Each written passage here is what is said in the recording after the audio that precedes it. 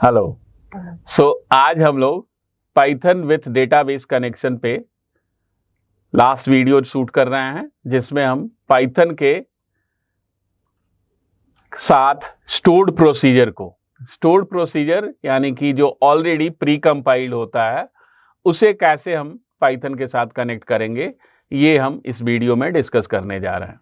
अगर आपको कहीं भी कोई भी प्रॉब्लम आता है तो आप लास्ट में कमेंट सेक्शन में डालिए और इस वीडियो को लाइक एंड सब्सक्राइब कीजिए सो दैट कि हम और बेटर तरीके से हम वीडियो को बना सके। सो फर्स्ट ऑफ ऑल हमको क्या करना होगा, एक कोई ना कोई स्टोर्ड प्रोसीजर बनाना होगा।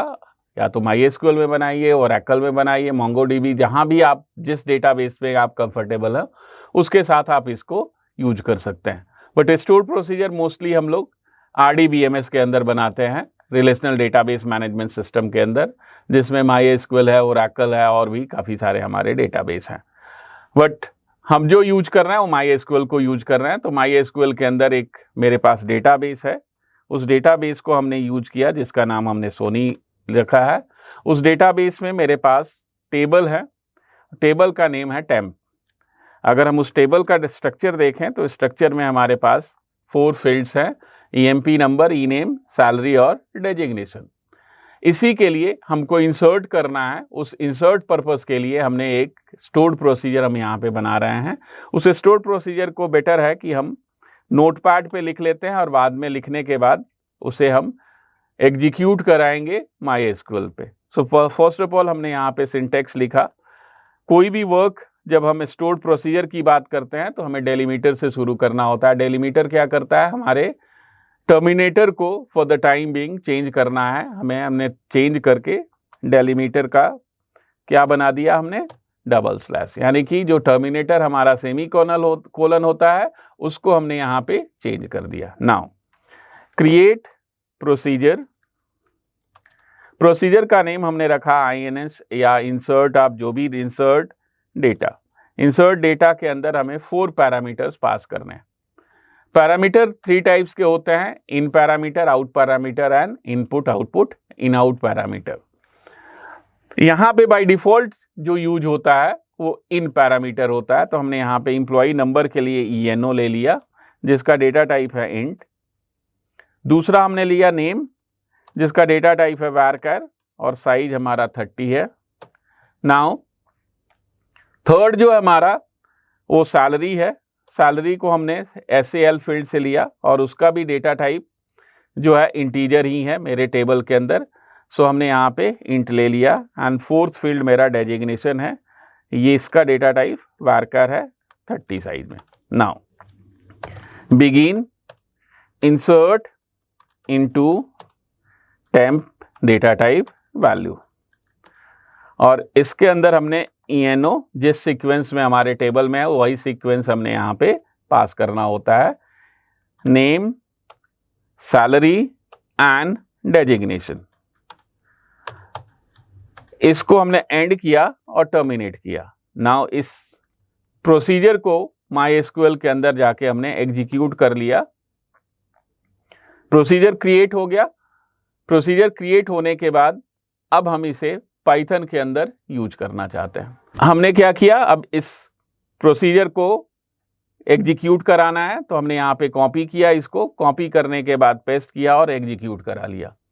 एग्जीक्यूट करने के बाद अगेन हम इस प्रोसीजर को पाइथन के अंदर कैसे एग्जीक्यूट करेंगे, सो हम अब कोड पाइथन के अंदर लिखने जा रहे हैं। पाइथन में कोड लिखने के लिए आप किसी भी एडिटर को यूज कर सकते हो। सो हमने जो एडिटर यूज किया है वो एडिटर हमारा है VS कोड। इस VS कोड में हमने एक फाइल बनाया, डेटा सेव डेटा.py के नेम से हमने फाइल बनाया। From py MySQL import star, एक क्लास बनाया और उस क्लास में हमने क्लास के अंदर सबसे पहले कंस्ट्रक्टर हमने बनाया। कंस्ट्रक्टर में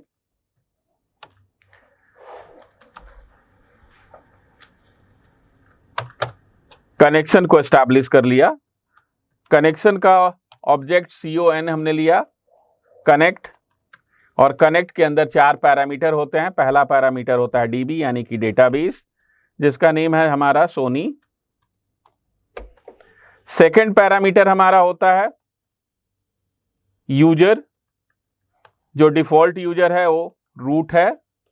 थर्ड पैरामीटर होता है पासवर्ड।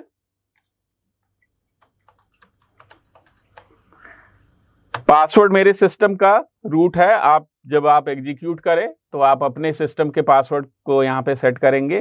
होस्ट यानी कि कहां पे आपका MySQL रन कर रहा है। सो होस्ट हमारा है लोकल होस्ट। लोकल होस्ट का मीनिंग क्या है कि हम लोकल मशीन पे MySQL को एग्जीक्यूट कर रहे हैं। बट आप चेंज कर सकते हो इसको। अगर आप नेटवर्क से यूज कर रहे हैं तो नेटवर्क के केस में आप IP एड्रेस यूज कर लीजिए, या इवन लोकल होस्ट के जगह पे हम IP एड्रेस भी यूज कर सकते हैं। लोकल होस्ट यानी कि 127.0.0.1 हमारा IP होता है लोकल होस्ट के लिए, इसको भी हम यूज कर सकते हैं। देन सेव, हमने एक मेथड बनाया और इस सेव मेथड में फर्स्ट ऑफ ऑल हम क्या करेंगे, कनेक्शन को एस्टैब्लिश करेंगे। कनेक्शन को एस्टैब्लिश करने की जरूरत ऑलरेडी है नहीं है, रीजन कि हमने इसको इनिट के अंदर ऑलरेडी एग्जीक्यूट करा लिया है। Now create cursor. कर्सर क्या होता है? Cursor is a local storage. Local storage हमने यहां पे self.con.cursor। नाउ कर्सर क्रिएट हो गया। अब मेरे पास 4 वैल्यू चाहिए, तो इन चारों वैल्यू को हम यहाँ पे एंटर कर लेते हैं। पहला हमारा एम्प्लॉय नेम है, तो हमने यहाँ का एम्प्लॉय नंबर है, एम्प्लॉय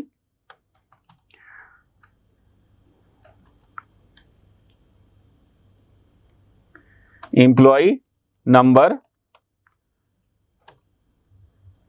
एम्प्लॉय नंबर को हमने यहाँ इंटीजर टाइप चाहिए, इसलिए हमने इसको इन में कन्वर्ट कर लिया। Then name, employ name, name को हमने NAM वेरिएबल ऑब्जेक्ट में स्टोर किया और इसको कन्वर्ट करने की रिक्वायरमेंट नहीं है। थर्ड हमारा जो है वो सैलरी है। सैलरी फील्ड को हमने इनपुट करा ली। सैलरी में सैलरी भी हमारा इनपुट इंटीजर टाइप में होगा, सो इसको भी कन्वर्ट कर लिया। एंड फोर्थ फील्ड हमारा है डेजिग्नेशन। इस डेजिग्नेशन को हमने डेजिग नाम के ऑब्जेक्ट में इनपुट करा ली। ये भी हमारा क्या है? स्ट्रिंग है। नाउ अब जो हमारा वैल्यू डेटाबेस टेबल में जाएगा उसको हमने इनपुट कर लिया। देन अब उस प्रोसीजर को जो हमने बनाया था उसे कॉल करना है। प्रोसीजर का नेम हमारा है इंसर्ट डेटा, जिसके अंदर 4 पैरामीटर हमारा पास हो रहा है। Cursor dot call प्रॉक। Stored procedure, stored function को जब कॉल करना होता है तो हम मेथड जो यूज करते हैं उसका नेम है कॉल प्रॉक। कॉल प्रॉक के अंदर 2 पैरामीटर पास होता है। पहला पैरामीटर होता है एज स्ट्रिंग प्रोसीजर का नेम। प्रोसीजर जो हमने बनाया था MySQL में उसका नेम है इंसर्ट डेटा। सो हमने यहाँ पे इंसर्ट डेटा के नाम से कॉल कर लिया एंड इसमें 4 पैरामीटर हमको पास करने हैं। पैरामीटर यानी कि आर्ग्यूमेंट जो हमारे फंक्शन के अंदर थे, 4 आर्ग्यूमेंट थे। उन चारों आर्ग्यूमेंट्स को हमने यहाँ पे पास कर दिया। पहला हमारा था एम्प्लॉय नंबर, दूसरा था नेम, थर्ड था हमारा सैलरी और फोर्थ हमारा था डेजिग्नेशन। नाउ अब ये डेटा हमारे लोकल में स्टोर हो गया। देन हम क्या चाहते हैं कि ये डेटा हमारे टेबल में भी ट्रांसफर हो जाए। तो उसके लिए हमने कनेक्शन डॉट कमिट। कमिट क्या करता है? डेटा को लोकल से परमानेंट स्टोरेज में ट्रांसफर कर देता है। नाउ अब एक मैसेज भी हम प्रिंट करा लें, प्रिंट रिकॉर्ड सेव्ड। देन अब इस क्लास का हमने ऑब्जेक्ट बनाया, ऑब्जेक्ट डॉट सेव को कॉल कर लिया। देन इस प्रोग्राम को आप एग्जीक्यूट करके चेक कर लीजिए कि ये हमारा वर्क कर रहा है या नहीं कर रहा है। इट मे बी पॉसिबल कि हो सकता है कि इसमें एरर आ जाए। सो सबसे पहले हमें क्या इंसर्ट करना है? एम्प्लॉय नंबर, नेम, सैलरी हमने कह दिया, और डेजिग्नेशन हमने कहा मैनेजर।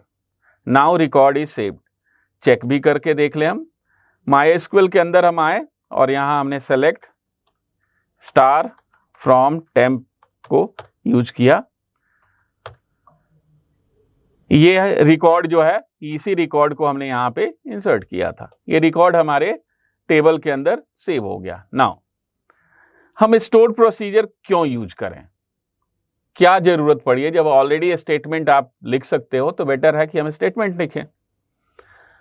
बेसिकली क्या होता है कि जब भी हम कोई भी SQL स्टेटमेंट लिखते हैं तो उसके एग्जीक्यूशन प्लान होते हैं। एग्जीक्यूशन प्लान का मीनिंग क्या होता है कि जो SQL स्टेटमेंट है वो पहले कंपाइल होता है, कंपाइलेशन के बाद देन कर्नल से एसोसिएशन बनाता है, एसोसिएशन बनाने के बाद एग्जीक्यूट होता है। कुछ उसके प्रोसेस स्टेप होते हैं, उस लिटिगेसी में अभी हम नहीं जा रहे हैं, अदरवाइज जो काफी लंबा प्रोसेस हो जाएगा। तो ये ईच एंड एवरी टाइम जब भी हम रिकॉर्ड को इंसर्ट करेंगे, SQL स्टेटमेंट लिखेंगे, any statement either insert, update, delete, search, कुछ भी आप लिखते हो, तो उस केस में SQL स्टेटमेंट अपना एग्जीक्यूशन प्लान बनाता है। तो जो एग्जीक्यूशन प्लान है वो एवरी टाइम एग्जीक्यूट होगा। It may be take some extra time. But जब स्टोर प्रोसीजर हम बनाते हैं तो स्टोर प्रोसीजर क्या करता है, वो ऑलरेडी हमारा कंपाइल्ड होता है और कंपाइलेशन के बाद कर्नल एसोसिएशन में जाके स्टोर हो जाता है। जब आप उसको कॉल करते हो तो जो उसके एग्जीक्यूशन प्लान के 2-3 स्टेप होते हैं वो हमारा एग्जीक्यूशन ऑलरेडी पहले हो चुका है, प्लान बन चुका है, केवल हमें पैरामीटर उसमें पास करना होता है। इस केस में क्या होगा कि हमारा एग्जीक्यूशन फास्ट होगा, जो टाइम है वो रिड्यूस हो जाएगा। बेटर परफॉर्मेंस के लिए हम basically store procedure, store function को यूज करते हैं। तो पाइथन के अंदर जब भी हमको डेटा पे वर्क करना हो और टेबल हमारा बहुत बड़ा है, उस केस में हम स्टोर प्रोसीजर, स्टोर फंक्शन को यूज करते हैं। और MySQL आप यूज कर सकते हो, Oracle यूज कर सकते हो, SQL सर्वर यूज कर सकते हो, Sybase यूज कर सकते हो, DB2 यूज कर सकते हो, कोई भी डेटाबेस आप इजीली इसमें यूज कर सकते हैं। तो ये एक हमने सिंपल सा आपको अभी बताया कि कैसे हमारा रिकॉर्ड जो है इंसर्ट होगा। अब आप चाहते हो कि हम सर्च करें या हम अपडेट करें, कोई भी एक वर्क और हम आपको प्रोसीजर के थ्रू करके यहाँ पे शो कर रहे हैं। सो हमने एक और प्रोसीजर बना लिया। प्रोसीजर क्या बनाया हमने कि हमें एम्प्लॉय नंबर डालना है और उसकी सैलरी में 5000 इंसर्ट और अपडेट कर देना है, यानी कि अगर उसकी सैलरी 40,000 है तो 45 हो जाए। उसके लिए अगेन हमने यहाँ पे एक प्रोसीजर बनाया, क्रिएट प्रोसीजर, और प्रोसीजर का नेम हमने दे दिया अपडेट रिकॉर्ड। इस केस में हमें 2 पैरामीटर पास करने होंगे। पहला पैरामीटर है एम्प्लॉय नंबर जो कि इंटीजर है, और दूसरा पैरामीटर है इंक्रीमेंटेड सैलरी। तो हमने यहां सैलरी लिया जिसका डेटा टाइप इंटीजर ही है। Now begin. क्वेरी हमने लिखा अपडेट टेम्प सेट। जो सैलरी फील्ड है, उस सैलरी फील्ड में हम क्या चाहते हैं कि जो भी सैलरी है उसमें नया सैलरी जो है ऐड हो जाए। तो हमने सैलरी प्लस सैलरी कर दिया और साथ में कंडीशन दे दिया कि एम्प्लॉय नंबर, अगर वो एम्प्लॉय नंबर जो हम इनपुट कर रहे हैं उसके इक्वल है तो ये अपडेट हो जाए। नाउ इसको अगेन हमने एग्जीक्यूट किया आपके SQL कंसोल पे, एग्जीक्यूट कंप्लीट हो गया। देन इसे हम कैसे अपने पाइथन के प्रोजेक्ट में कॉल करेंगे।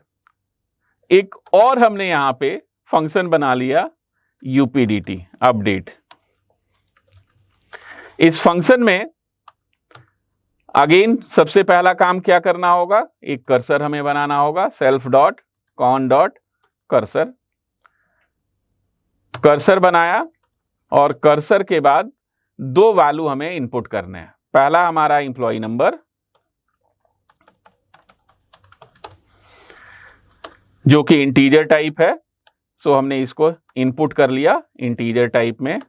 दूसरा हमारा है salary, incremented salary, incremented salary. Incremented salary भी इंटीजर में ही है, सो हमने इसको इंट में इनपुट करा ली। नाउ अब प्रोसीजर को कॉल करना है, तो कर्सर डॉट कॉल प्रॉक, प्रोसीजर का नेम है हमारा अपडेट रिकॉर्ड। प्रोसीजर का नेम हमने क्या लिया था? अपडेट रिकॉर्ड, और जिसके अंदर 2 पैरामीटर हमारे पास हो रहे हैं। तो पहला पैरामीटर होता है कॉल प्रॉक में अपडेट रिकॉर्ड यानी कि प्रोसीजर का नेम, और सेकंड पैरामीटर हमारा है जो आर्ग्यूमेंट हमने प्रोसीजर के अंदर पास किया था। तो पहला आर्ग्यूमेंट है एम्प्लॉय नंबर और दूसरा आर्ग्यूमेंट हमारा सैलरी है। And then con dot commit, connection हमारा जो है कमिट करना मैंडेटरी है, अदरवाइज क्या होगा, रिकॉर्ड हमारा लोकल में ही रह जाएगा और टेबल के अंदर वो चेंजेस नहीं होंगे। जब भी हम कनेक्शन को ओपन करते हैं तो बेटर होता है कि हम कनेक्शन को क्लोज कर दें। फॉर सिक्योरिटी रीजन भी ये बेटर माना जाता है, तो कनेक्शन को हमने यहाँ पे क्लोज भी कर दिया। देन जो सेव है, अभी हम इसको कमेंट हमने कर दिया, ओबी डॉट यूपीडीटी को कॉल किया। जो डेटाबेस टेबल है उसके अंदर हमारे 4 रिकॉर्ड्स हैं। खुशी जैन जिसका एम्प्लॉय नंबर है 102, इनके सैलरी में हम 10,000 ऐड करना चाहते हैं। सो हमने इसको एग्जीक्यूट किया। एग्जीक्यूट करने के बाद एम्प्लॉय नंबर 102 और 10,000 हमें इंक्रीमेंट करना है। आप यहां चेक कर लीजिए कि हमारा 10,000 इंक्रीमेंट हुआ या नहीं हुआ। देखिए 102, खुशी जैन का पहले सैलरी हमारा था 149,999, अब हो गया 159,999। सो अपडेट भी हमारा कंप्लीट हो गया। सो इस तरह से हम किसी भी एसक्यूएल स्टेटमेंट को प्रोसीजर के फॉर्म में इजीली हम कॉल कर सकते हैं। इससे हमारा एग्जीक्यूशन फास्ट होगा, सिक्योर होगा, और इसको हम बेटर वे मानते हैं प्रोग्रामिंग का। सो इस तरह के कोई भी अगर आपको प्रॉब्लम हो, अगर आप इस वीडियो में आपको कोई प्रॉब्लम आ रहा है, सो आप उसको कमेंट सेक्शन में ज़रूर हमें कमेंट करके बताइए, सो हम फर्दर उसको और बेटर तरीके से आपके सामने प्रेजेंट कर पाएँ। So thanks for today.